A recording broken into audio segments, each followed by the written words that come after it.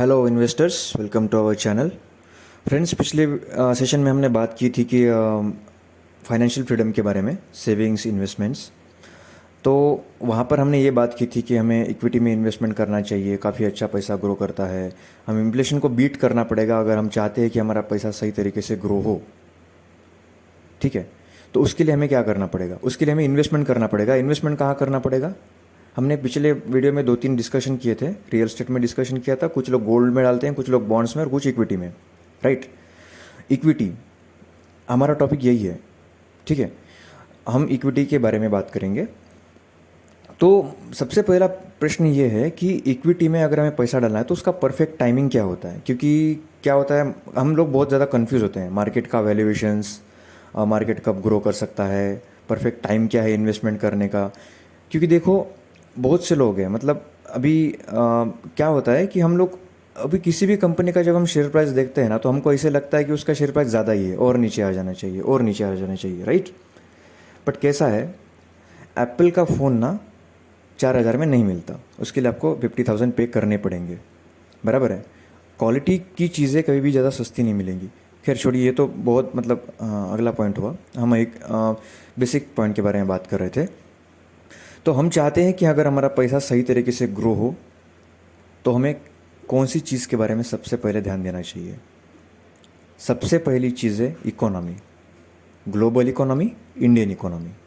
ठीक है ना, वर्ल्ड इकोनॉमी में क्या चल रहा है, इंडियन इकोनॉमी में क्या चल रहा है, ये दोनों ग्रो कर रहे हैं, कुछ रिकवरी कर रहे हैं, क्या कर रहे हैं, स्टेबल है या फिर डाउन जा रहे हैं? ये बहुत ज़रूरी होता है। ये टाइम बहुत परफेक्ट टाइम होना चाहिए इन्वेस्टमेंट का। कभी भी इकोनॉमी जब रिकवरी कर रहा हो, इकोनॉमी ग्रो कर रहा हो, तभी इन्वेस्टमेंट अगर आप करेंगे तो अच्छे रिटर्न्स कमा लेंगे। ठीक है, अभी ये ग्लोबल इकोनॉमी, इंडियन इकोनॉमी का इन्वेस्टमेंट्स के साथ क्या रिलेशन है, मतलब हमारी इन्वेस्टमेंट के साथ इसका क्या रिलेशन है, इसको समझते हैं। अगर ग्लोबल इकोनॉमी और इंडियन इकोनॉमी अगर रिकवर नहीं कर रहा है तो आप रिटर्न कमा पाएंगे, डेफिनेटली कमा पाएंगे अगर आपकी कंपनी फंडामेंटली स्ट्रांग हुई तो। बट वैसा रिटर्न नहीं कमा पाएंगे जैसा आप एक्सपेक्ट कर रहे हैं उस कंपनी से, और टाइम का लीवरेज बहुत ज़्यादा देना पड़ेगा आपको। राइट, तो हमको अगर स्टॉक मार्केट में बड़ा सक्सेसफुल बनना है, बड़ा पैसा बनाना है मार्केट में आके, तो हमको कोशिश करना पड़ेगा कि हमें कम से कम टाइम में विनिंग परसेंटेज बढ़ाना पड़ेगा हमारा, कम टाइम में, है ना। कम टाइम में अगर आप विनिंग परसेंटेज बढ़ाओगे तो आप थोड़ा जल्दी सक्सेसफुल हो सकते हो मार्केट में, बड़ा पैसा बना सकते हो, थोड़ा क्विकली बना सकते हो। तो उसके लिए इकोनॉमी का ग्रो करना बहुत ज़रूरी है। ठीक है, अभी हमने मतलब अभी जो क्रैश देखा था, मार्केट जो हुआ था 2019 में, वो कोरोना के टाइम पे, राइट, 2020 मार्च में जब हमारा लॉकडाउन लगा था, बिजनेस बंद हो गया, तो इकोनॉमी क्रैश कर गया ऑल ओवर, मतलब पूरे दुनिया में, इंडिया में ही नहीं पूरी दुनिया में। हमारा मार्केट भी एटलीस्ट 50% डाउन हो गया था वहाँ से, मतलब अपने ऊंचाई से 50% डाउन हो गया था अपना मार्केट इंडिया का। ठीक है ना, तो वहाँ से क्या हुआ, फिर वो रिकवरी किया इकोनॉमी। अब अभी ये मतलब ये कैसा है, देखो, एक पतंग होती है ना, वो हमारा पोर्टफोलियो हुआ, मतलब जो अपनी कंपनीज जो बाई की है वो एक पतंग हुई, और ये वर्ल्ड और इंडियन इकोनॉमी जो है वो हवा हुई। हवा अगर अच्छी चलेगी तो आप अपने पतंग को आसानी से उड़ा उड़ा लोगे, मतलब अच्छे से पतंग को उड़ा पाओगे। राइट, लेकिन अगर हवा नहीं चली तो आप पतंग को नहीं उड़ा पाओगे, और बाई चांस अगर आपने उड़ा भी लिया तो आपको एफर्ट बहुत लगाना पड़ेगा उसके लिए, है ना, बहुत मतलब बहुत एनर्जी लगाना पड़ेगा। आप समझ रहे हैं मैं क्या कह रहा हूँ? आगे बढ़ते हैं। तो 2019 में जब ये सब, 2020 में जब ये सब हो रहा था, मार्केट जब मतलब क्रैश हो गया था, तो जब इकोनॉमी वापस रिकवरी करना शुरू किया तो बहुत भयंकर तरीके से रिकवरी किया इकोनॉमी ने। बराबर है, उसके रीजंस कुछ भी हो सकते हैं। अमेरिका में भी जो मतलब वो बॉन्ड्स वगैरह बाय करना शुरू कर दिए वहाँ के फेडरल ने, और नई करेंसी मतलब वो छापना शुरू कर दिए, ये सब रीजंस हो सकते हैं। बहुत सारी रीजंस है उसके लिए, हम उसके बारे में बात करेंगे बाद में। तो इसकी वजह से मार्केट जो है वो रिकवरी हो गया, रिकवर होने लगा इकोनॉमी। अब ये पता कैसे चलेगा कि वर्ल्ड इकोनॉमी रिकवर हो रहा है, इंडिया का इकोनॉमी रिकवर कर रहा है? ये पता कैसे चलेगा? हमने कोई डिग्री तो ली नहीं है, प्रोफेशनल डिग्री तो हमारी है नहीं, मतलब ना ही हमने कोई फाइनेंस में एमबीए किया है फिर सीए किया, ऐसा कुछ नहीं है, ठीक है। तो हम कैसे पता करें? तो हमें बहुत सारी बिजनेस वेबसाइट्स मिलेंगी, जैसे कि अभी ये CNBC टीवी की एक वेबसाइट है, तो फिर वो बिजनेस स्टैंडर्ड की है, इकोनॉमिक टाइम्स की है। तो ये सारी वेबसाइट्स हैं जहाँ पे आर्टिकल्स आते रहते हैं, ठीक है। बिजनेस चैनल भी है, आप उनको भी सुन सकते हो। बिजनेस चैनल को सुन सकते हो आप, इसका मतलब ये नहीं है कि बिजनेस चैनल में जो दिखाया जा रहा है वो सारा का सारा आपको कैप्चर कर लेना है। जो अपनी ज़रूरी चीज़ है उसको निकाल लो, बाकी सब रख दो, ठीक है ना। प्रॉब्लम ये है कि बिजनेस चैनल में रिकमेंडेशन ज़्यादा होती है ना। मतलब ये स्टॉक बाय करो, वो स्टॉक बाय करो, हमारा ध्यान उधर ज़्यादा जाता है। हम ये नहीं सोचते कि ये क्यों बाय करने के लिए बोल रहे हैं, व्हाट इज़ द रीज़न। जिस कंपनी को हम बाय कर रहे हो वो कंपनी किस लेवल की है, क्या वो बाय करने के लेवल की है भी या नहीं, है ना। तो इस बारे में हम नहीं सोचते हैं। खैर, उसके बारे में सोचा करो, आपको जो जहाँ से जितना अच्छा निकाल सकते हो निकालो। नॉलेज हर किसी के पास है, डिफेंड ये है कि आपको कौन सा नॉलेज चाहिए, बराबर है। आपको रिकमेंडेशन चाहिए तो आप रिकमेंडेशन सुनोगे कि कौन सा शेयर बाय करना है, कौन सा शेयर सेल करना है।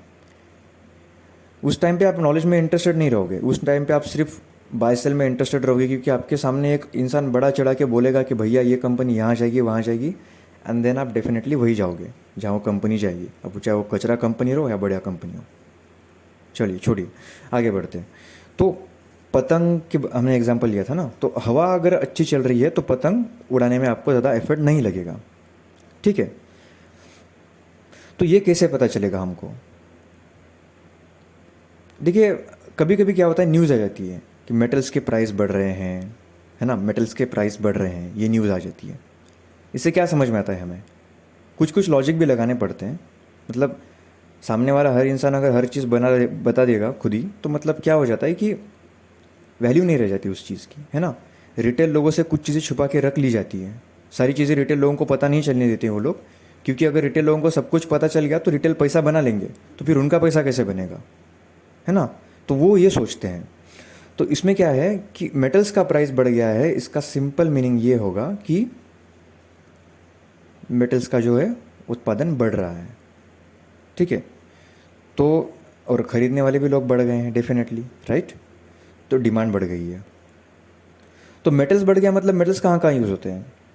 घरों में यूज़ किए जाते हैं, मतलब रियल एस्टेट सेक्टर बढ़ रहा है, ग्रो कर रहा है। गाड़ियाँ बनाते हैं, मतलब ऑटो भी रिकवर कर रहा है, ठीक है।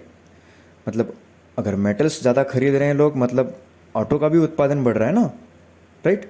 तो मतलब लोग गाड़ियाँ ज़्यादा खरीद रहे हैं, तो गाड़ियाँ खरीद रहे हैं मतलब इकोनॉमी रिकवर कर रही है, बराबर है। ये सारी चीज़ें होती हैं। अब जब गाड़ियाँ खरीद रहे हैं तो ऑयल भी लगेगा, तो लोग ऑयल डाल रहे हैं। अब जब गाड़ियाँ लोग नहीं खरीद रहे थे, तो आपको पता है क्रूड की हालत क्या हो गई थी 2020 में। क्रूड तो माइनस में चला गया था, कुछ टाइम के लिए लोग कह रहे थे कि माइनस में गया, है ना, $20 तक आ गया था क्रूड। तो अभी कहाँ है?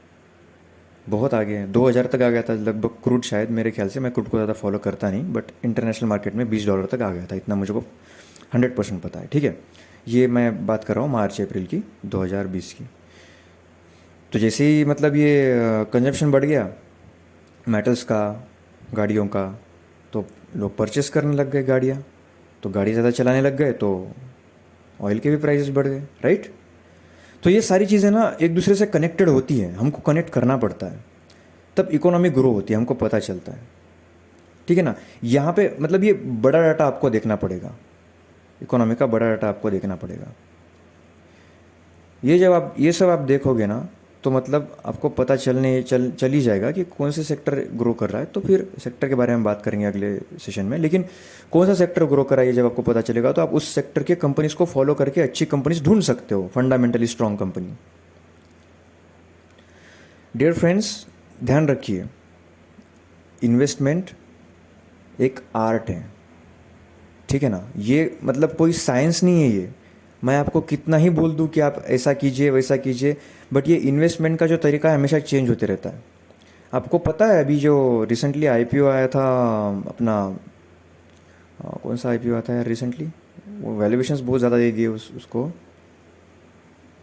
वो जोमेटो राइट, जोमेटो का आईपीओ आया था। तो जोमेटो की कंपनी है वो, मतलब प्रॉफिट नहीं बना रही ना वो कंपनी ज़्यादा, उसको बहुत वैल्यूएशंस दे दिया लोगों ने। फिर भी वो कंपनी मतलब इतनी पॉपुलर क्यों है, वाई? बिजनेस मॉडल यूनिक है उस कंपनी का, ठीक है। आप बैलेंस शीट के आधार के ऊपर उस कंपनी को सिलेक्ट नहीं कर पाओगे, बट बिजनेस मॉडल जो है ना उसका मार्केट में मोनोपोली है उसका, तो इसीलिए लोग उसको मतलब वैल्यूएशंस दे रहे हैं, बहुत ज़्यादा वैल्यूएशंस दे रहे हैं, ठीक है। बहुत पॉपुलर बन गई है वो मार्केट में। तो ये जो चीज़ें हैं ना ये टाइम टू टाइम चेंज होती रहती है, एक जैसा कुछ भी नहीं होता है, इसकी तरफ हमको ध्यान देना पड़ता है, ठीक है। तो ये सारी चीज़ें इकोनॉमी के बारे में थी। तो फ्रेंड्स मुझे उम्मीद है कि आपको हमारा ये सेशन समझ में आया होगा, पसंद आया होगा। अगर कोई आपको शंका है, डाउट है कुछ, आप कमेंट्स में हमको पूछ सकते हो, तो आप हमको पूछेंगे तो हम आपको ज़रूर जवाब देंगे। उस बारे में हम वीडियो भी बनाएंगे अगर बड़ा टॉपिक हुआ तो। माय डियर फ्रेंड्स, एक बात हमेशा ध्यान में रखिएगा, पहले भी कहा था मैंने, जितना जल्दी इन्वेस्टमेंट शुरू करोगे उतनी जल्दी चांसेस आपके बढ़ते जाएंगे, ठीक है ना। हो सके तो जल्दी इन्वेस्टमेंट शुरू कर दो, कोशिश करो, पढ़ो, ध्यान रखो, पढ़ोगे तो ही बढ़ोगे। पढ़ाई करना शुरू करो, मार्केट के बारे में मतलब सुनो, पढ़ो, राइट। नॉलेज बहुत अवेलेबल है फ्रेंड्स, इतना नॉलेज अवेलेबल है, ज़रूरत से ज़्यादा अवेलेबल है नॉलेज, जितना चाहिए भी नहीं फिर भी अवेलेबल है। तो मतलब सोचिए आपके पास बहुत सारे तरीके हैं सीखने के, आप सीखिए ये सब चीज़ें। हम तो डिस्कस करेंगे ही करेंगे, लेकिन बात क्या है फ्रेंड्स कि आप भी पढ़िए, आपको नॉलेज आना जाना चाहिए। ये सारी चीज़ें हमारा इंटेंशन यही है कि मतलब आप खुद कंपनी एनालाइज कर सकें, दूसरों के ऊपर डिपेंडेंट ना रहें आप। This is really not done, क्योंकि हम जब दूसरे के ऊपर डिपेंडेंट रहते तो सामने वाला इंसान जो है ना उसको हमारी रिस्क पता नहीं रहती ना, हम कितना रिस्क ले सकते हैं, हमको खुद की रिस्क पता रहती है। आप बिजनेस मॉडल पढ़ोगे नहीं, आपको मैंने एक आधा कंपनी दे दिया, किसी ने भी दे दिया, चलिए मैं अब उस कंपनी को और आपके सामने एक्सप्लेन कर रहा हूँ, आपको पसंद है ये बात अलग है। लेकिन जो सामने वाला इंसान है आपको कंपनी के बारे में कुछ नहीं बताता, आपको सिर्फ कहता है कि ये स्टॉक अच्छा है, अच्छा बढ़ रहा है, इसको बाय करो। आप स्टॉक प्राइस के ऊपर ध्यान देते हो, उसकी तरफ ध्यान मत दो। इन्वेस्टमेंट के लिए हमेशा बिजनेस की तरफ ध्यान देना पड़ता है, फ्यूचर में कंपनी ग्रो करेगी या नहीं। फर्क नहीं पड़ता एक साल तक कंपनी का शेयर प्राइस एक ही जगह पे रहा हो, फर्क तब पड़ता है जब कंपनी का बिजनेस एक साल तक एक ही जगह पे रहा हो, 5 साल तक एक जगह पे रहा हो। अंडरस्टैंड। बड़ी पिक्चर देखना सीखो। सीरियल्स देखोगे, सीरियल्स की हर एक एपिसोड की कहानी आपको पता नहीं रहेगी। ट्रेडिंग में आप 5%, 2%, 3% कमाओगे, बट उसकी कहानी आपको पता नहीं रहेगी फ्रेंड्स। लेकिन अगर आप 3-4 घंटे की बड़ी पिक्चर देख के जब आते हो ना, तो उसका हर एक डायलॉग याद करके रटते हुए आते हो आप। सोचो इस बारे में आप, ठीक है ना। सीरियल्स आप खुद अगर मतलब बहुत से लोगों ने मतलब सीरियल देखा ही होगा, जो भी ये वीडियोस देख रहे होंगे डेफिनेटली आपने सीरियल देखा होगा। आपको क्या हर एपिसोड का हर डायलॉग याद होता है सर? नहीं होता। मेरे को तो नहीं लगता कि आपको वो डायलॉग याद रहते होंगे। सीरियल्स छोटे लेवल के होते हैं, रोज़ रोज़ रोज़ रोज़ देखना पड़ता है, आधे आधे घंटे के, कहाँ तक ध्यान रखेगा इंसान।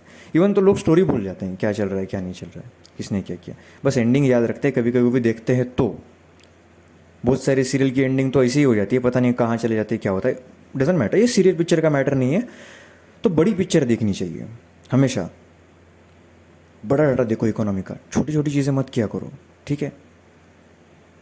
लेबर करते हैं छोटी चीज़ें, आपको बिजनेस की तरह लेना चाहिए इसको। अगर आप बिजनेस करोगे तो प्रॉफिट बनाओगे, बिजनेसमैन हमेशा प्रॉफिट बनाता है, ठीक है ना। चलिए आज के लिए इतना काफ़ी है। अगले वीडियो में हम सेक्टर के बारे में बात करेंगे कि हमको सेक्टर किस तरह से मैटर करते हैं हमारी इन्वेस्टमेंट में, और धीरे धीरे फिर कंपनीज़ की तरफ भी बढ़ेंगे हम, सीखेंगे। बट फ्रेंड्स देखिए, कुछ कुछ लोग ऐसे हैं जो बिगिनर्स हैं, बहुत ही ज़्यादा बिगिनर्स हैं, नए इन्वेस्टर्स हैं, जिनको मार्केट के बारे में अगर कुछ भी नहीं पता, ABCD भी नहीं पता, प्लीज़ फ्रेंड्स आप पहले वो क्लियर कर लीजिए, क्योंकि वो हर चैनल पे मिलता है। इसलिए मैंने ये रिकॉर्ड नहीं किया आपके लिए कि मैं ये सब आपको बताऊं, मैं ज़रूरी नहीं समझा, क्योंकि NSDL, CDSL वगैरह वगैरह, वो BSE NSE मार्केट किस तरह से काम करता है ये आपको लगभग स्टॉक मार्केट के हर यूट्यूब चैनल पे मिल जाएगा। तो मैं आपका मतलब कुछ लोगों का टाइम वेस्ट नहीं करना चाहता। आप इन सारे वीडियोस को बाद में भी देख सकते हो, जब आपको मतलब बेसिक आपका क्लियर हो जाए तो उसके बाद आप देख सकते हो। बेसिक के लिए मैंने आपको एक चैनल भी रिकमेंड किया था, टेक असिस्टेंट फॉर ब्लाइंड, क्योंकि वहाँ पे अभी स्टॉक मार्केट के लिए एक रिसेंटली सीरीज चल रही है, जो कि बहुत ही अच्छी है, मतलब समझने के लिए आपको बेसिक्स वहाँ पे सिखा रहे हैं। आप वहाँ पे जाके उनको फॉलो कीजिए, वहाँ उस सीरीज़ को देखिए आप, तो आपको पता चल ही जाएगा कि मतलब वो जो सीरीज़ है उसमें आपको बेसिक्स के बारे में पता चल जाएगा मार्केट के, एंड देन आप यहाँ पे सुन सकते हो हमारे वीडियोस को भी। देखिए फ्रेंड्स, हम आगे बहुत मतलब कंपनीज़ का एनालिसिस वगैरह करेंगे, तो उस बारे में भी हम बात करेंगे। तो फ्रेंड्स, चैनल को सब्सक्राइब कीजिए एंड ऑब्वियसली अगर आपको एनालिसिस अच्छा लगा तो वीडियो को लाइक कीजिएगा, अच्छा नहीं लगा तो डिसलाइक भी कर दीजिए। मुझे पता चलना चाहिए कि आपको वीडियोस अच्छे लग भी रहे हैं या नहीं। इम्प्रूवमेंट की कोई गुंजाइश है तो वही बता दीजिएगा, मैं डेफिनेटली इम्प्रूव करूँगा। और ठीक है ना, बट हमारा फोकस फ्रेंड्स नॉलेज की तरफ है। तो आप ये वीडियो क्वालिटी को थोड़ा इग्नोर कीजिए, आप नॉलेज के ऊपर फोकस कीजिए कि आपको क्या सीखने मिल रहा है। कहीं से भी सीखने मिल रहा हो, अगर कहीं से भी सीखने मिल रहा हो, सीखिए प्लीज़, ठीक है। Learn and then earn. Thank you friends, thank you so much, see you. Pause record.